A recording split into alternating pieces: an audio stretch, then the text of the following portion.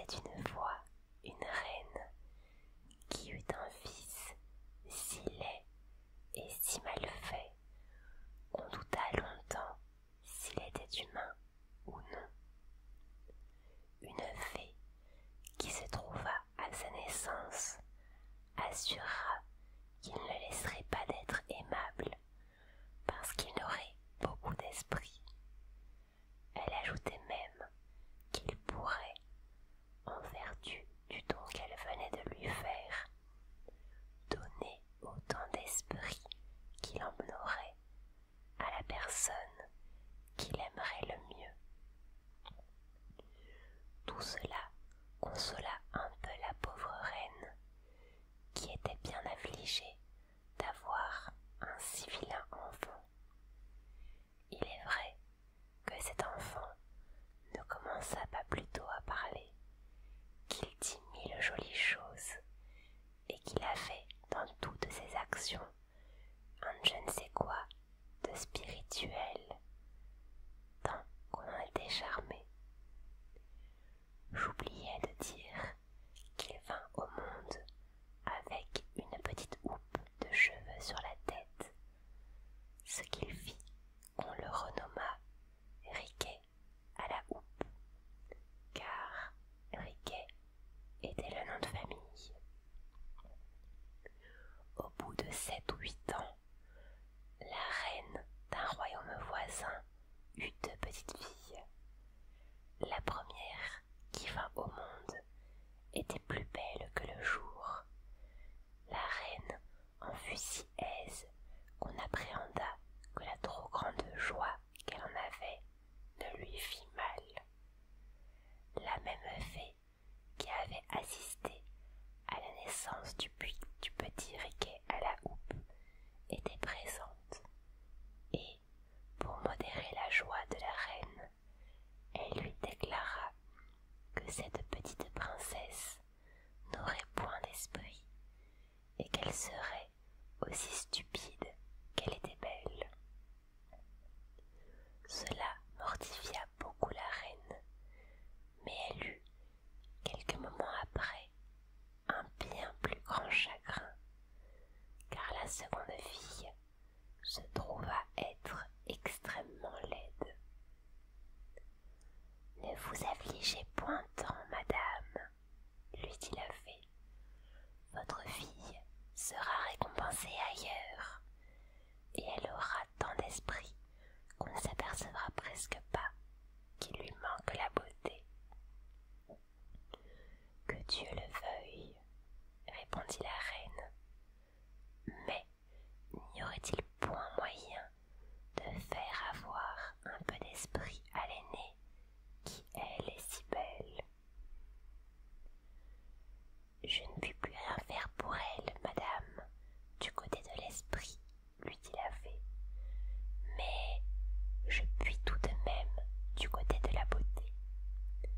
Et comme il n'y a rien que je ne veuille faire pour votre satisfaction, je vais lui donner pour don de pouvoir rendre beau ou belle la personne qui lui plaira. » À mesure que cette princesse devint grande, leurs perfections crurent aussi avec elle, et on ne parla partout que de la beauté de l'aînée et de l'esprit de la cadette. Il est vrai que d'autres défauts augmentèrent beaucoup avec l'âge. La cadette enlaidissait à vue d'œil, et l'aînée devenait plus stupide de jour en jour.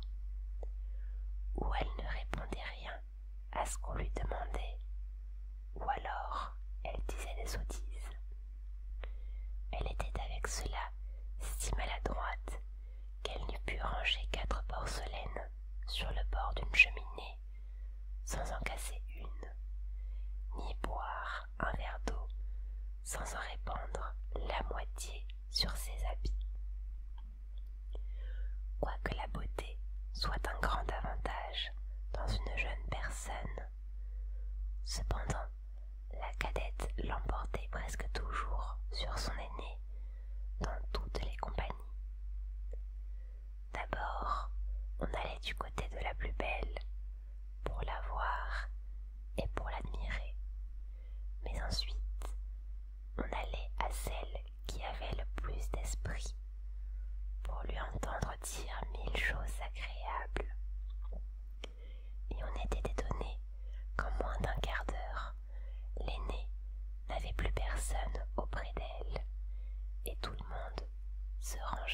aux côtés de la cadette. L'aînée, quoique fort stupide, le remarqua, et elle dut donner sans regret toute sa beauté pour avoir la moitié de l'esprit de sa sœur. La reine, toute sage qu'elle était, ne put s'empêcher de lui reprocher plusieurs fois sa bêtise, ce qui pensa faire mourir de douleur cette pauvre princesse. Un jour, elle s'était retirée dans un bois pour y plaindre son malheur. Elle vit venir à elle un petit homme fort laid et fort désagréable, mais magnifiquement vêtu. C'était le jeune prince Riquet à la houppe, qui, étant devenu amoureux d'elle, sur ses portraits qui couraient par tout le monde, avait quitté le royaume de son père pour avoir le plaisir de la voir et de lui parler. Ravi de la rencontrer ainsi toute seule, il l'aborda avec tout le respect et toute la politesse imaginable. Ayant remarqué, après lui avoir offert des compliments ordinaires, qu'elle était mélancolique, il lui dit: « Je ne comprends point, madame, comment une personne aussi belle que vous l'êtes peut être aussi triste que vous le paraissez, car, quoique je puisse me vanter d'avoir eu une infinité de belles personnes, je puis dire que je n'en ai jamais vu dont la beauté approche la vôtre. » « Cela vous plaît à dire, monsieur, lui répondit la princesse, et en demeura là. La beauté, reprit Riquet à la houppe, est un si grand avantage qu'il doit tenir lieu de tout le reste, et quand on la possède, je ne vois pas qu'il y ait rien qui puisse tant vous affliger. J'aimerais mieux, dit la princesse, être aussi laide que vous et avoir de l'esprit que d'avoir de la beauté comme j'ai et être aussi bête que je le suis. Mais madame, il n'y a rien qui marque davantage qu'on a de l'esprit que de croire n'en pas avoir, et il est de nature de ce bien-là que plus on en a et plus on croit en manquer. Je ne sais pas cela, dit la princesse, mais je sais que je suis fort bête, et c'est de là que vient le chagrin qui me tue. Si ce n'est que cela, madame, qui vous afflige, je puis aisément mettre fin à votre douleur. Ah bon? Et comment feriez-vous? Dit la princesse. J'ai le pouvoir, madame, dit Riquet à la houppe, de donner de l'esprit autant qu'on en saurait avoir à la personne que je dois aimer le plus. Et comme vous êtes cette personne, il ne tiendra qu'à vous que vous n'ayez autant d'esprit qu'on ne peut en avoir, pourvu que vous soyez d'accord pour m'épouser. La princesse demeura tout interdite et ne répondit rien.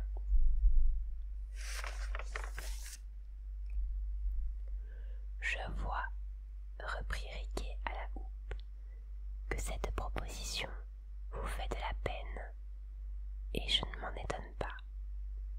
Mais je vous donne un an tout entier pour vous y résoudre. La princesse avait si peu d'esprit et en même temps une si grande envie d'en avoir qu'elle s'imagina que la fin de cette année ne viendrait jamais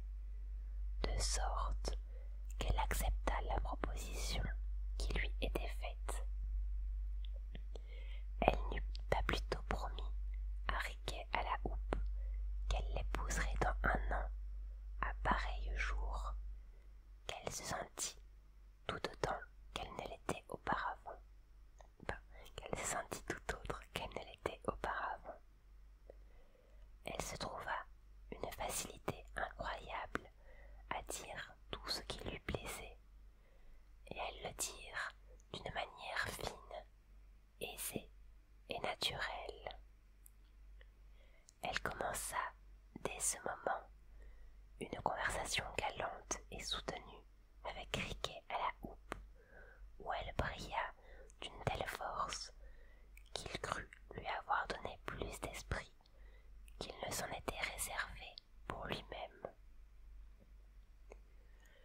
Quand elle fut retournée au palais, toute la cour ne savait que penser d'un changement si subite et extraordinaire, car autant qu'on lui avait ouï dire d'impertinence auparavant, on lui entendait dire des choses bien sensées et infiniment spirituelles. Toute la cour en eut une joie qui ne peut s'expliquer. Il n'y eut que sa cadette qui n'en fut pas aise, parce que, n'ayant plus sur son aîné l'avantage de l'esprit, elle ne paraissait plus auprès d'elle que d'une guenon fort désagréable. Le roi se conduisait par ses avis et allait même quelquefois tenir conseil dans son appartement. Le bruit de ce changement s'étant répandu, tous les jeunes hommes et princes des royaumes voisins firent leurs efforts pour s'en faire aimer, et presque tous la demandèrent en mariage. Mais elle n'en trouvait point qui eût assez d'esprit, et elle les écoutait tous, sans s'engager à part avec un d'eux.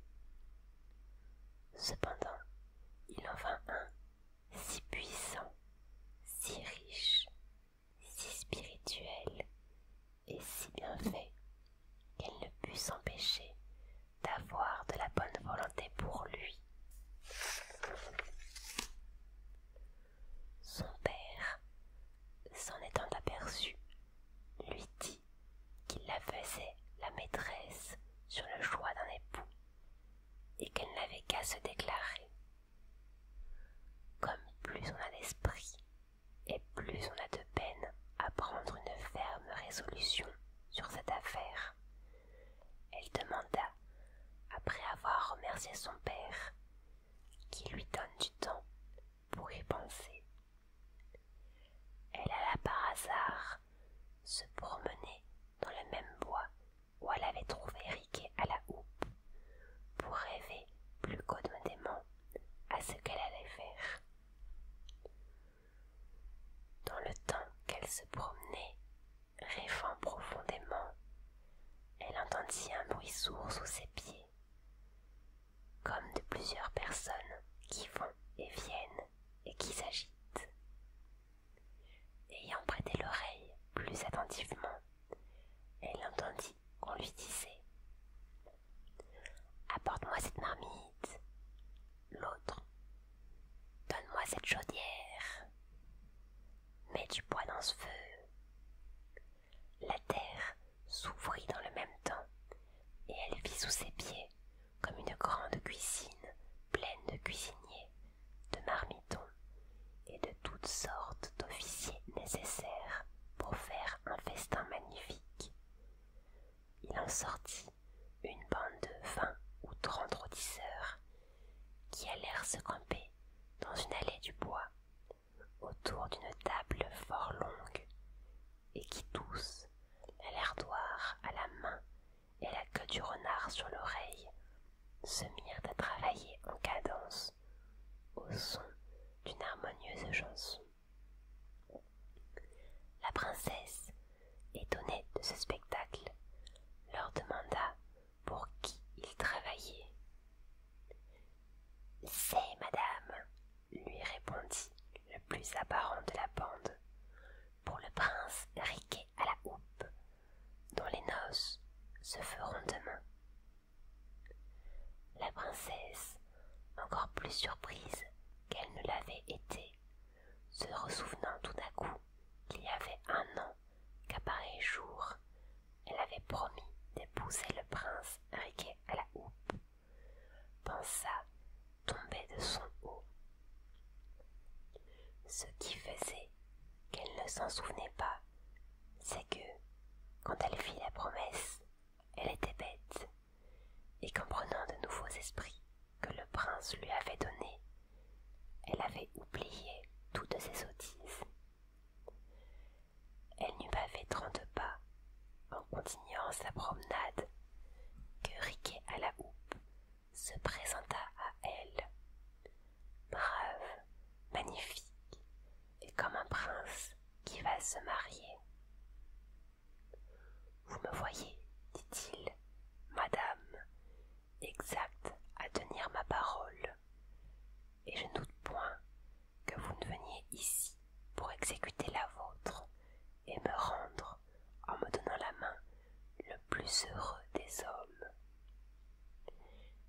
vous avouerai franchement, répondit la princesse, que je n'ai pas encore pris ma résolution là-dessus, et que je ne crois pas pouvoir jamais la prendre, telle que vous le souhaitiez.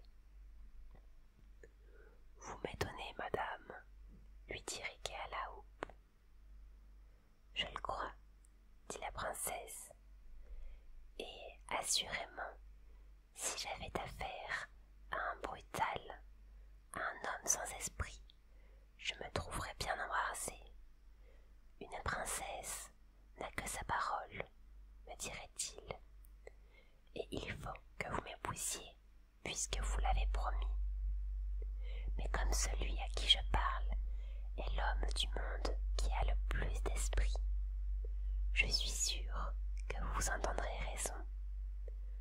Vous savez que, quand je n'étais qu'une bête, je ne pouvais néanmoins résoudre à vous épouser.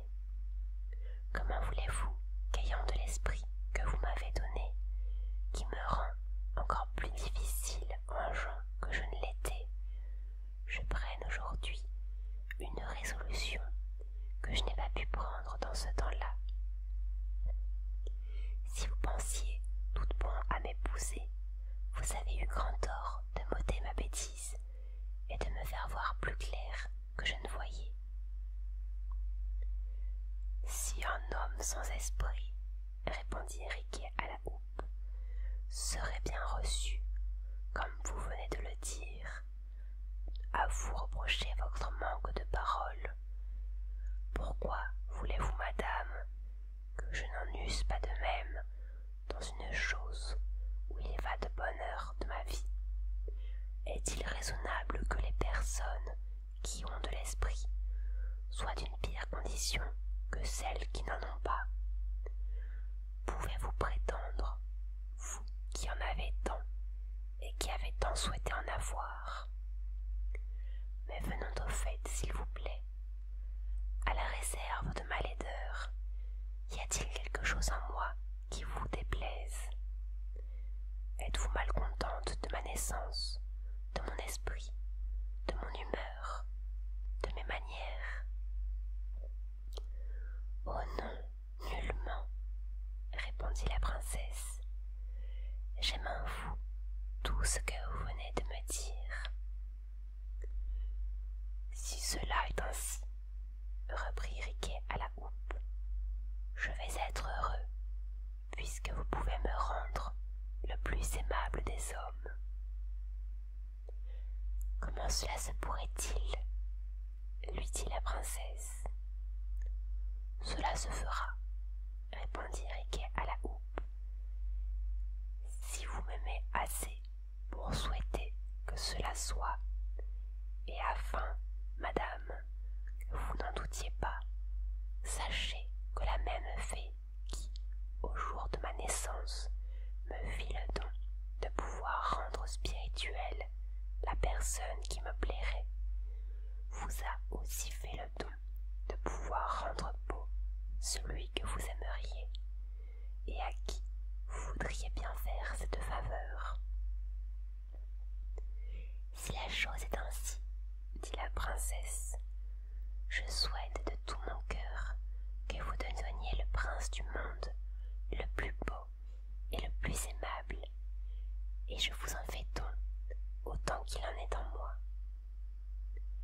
La princesse n'eut pas plutôt prononcé ces paroles que Riquet à la houppe parut à ses yeux l'homme du monde le plus beau, le mieux fait et le plus aimable qu'elle n'eût jamais vu. Quelques-uns assurent que ce furent point les charmes de la fée qui opérèrent, mais que l'amour seul fit cette métamorphose. Ils disent que la princesse ayant fait réflexion sur la persévérance du jeune homme, sur sa discrétion et sur toutes les bonnes qualités de son âme et de son esprit, ne vit plus la difformité de son corps, ni la laideur de son visage, que sa bosse ne lui sembla plus que le bon air d'un homme qui fait le gros dos, et qu'au lieu que jusqu'alors elle l'avait vu boiter ne trouva qu'un certain air penché qui la charmait. Il disait encore que ses yeux, qui étaient louches, ne lui parurent que plus brillants. Quoi qu'il en soit, la princesse lui promit sur le champ de l'épouser, pourvu qu'il en obtînt le consentement du roi son père. Le roi, ayant su que sa fille avait beaucoup d'estime pour Riquet à la houppe, qu'il connaissait d'ailleurs pour un prince très spirituel et très sage, le reçut avec plaisir pour son gendre. Et dès le lendemain, les noces furent faites, ainsi que Riquet à la houppe l'avait prévu, et selon les ordres qu'il en avait donnés longtemps auparavant. C'est ainsi que se termine cette histoire. J'espère qu'elle t'aura plu. Je te retrouve dès mardi prochain. Et d'ici là, je te souhaite